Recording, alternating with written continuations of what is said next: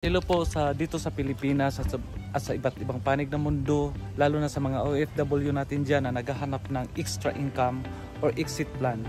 So, i-share ko lang to sa inyo na pinasukan kong Elites Empire, Empowered Consumerism. So, ang Elites Empire is the community under by the Empowered Consumerism. No? Empowered Consumerism is running 18 years build-up company. So, sobrang lawak na. Dito sa Cebu ay may 8 palapag po siya dito sa Cebu na office at ang kanyang main office is nasa Ortigas sa Maynila.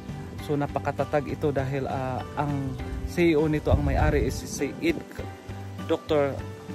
Cabantog. So guys, this is the best opportunity na napasukan ko guys, na talagang nandito yung mga millionaires at multi-millionaires na magaguide sa atin.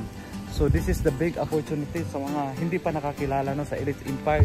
By the way, my name is Franklin Miras, former OFW sa bansang Kuwait, now running for 20 years. But now I'm here in Philippines doing my online job, my online business, na hawak ko talaga yung business, na ako talaga yung humawak.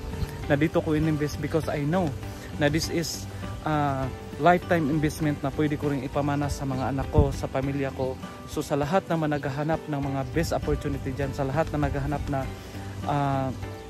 gusto nang umuwi ng Pilipinas, na wala pa rin massive income dyan na nangyayari in the same rotation pa rin na paulit-ulit, no, this is the right opportunity for you na i-grab mo talaga ito.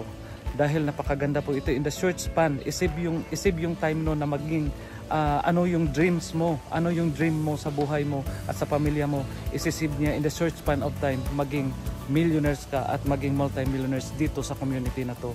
So kung ikaw naghahanap ngayon ng best opportunity, i-share ko lang sa inyo in a pure intention, no, with the Almighty God, na talagang dito mo makikita yung community na sobrang mahal ka ng founder namin, sobrang mahal ka ng buong community namin, dahil ituturo sa iyo, ilalatag sa iyo, kundi aralin mo lang, nandito na yung sistema, aralin mo lang, apply mo sa sarili mo.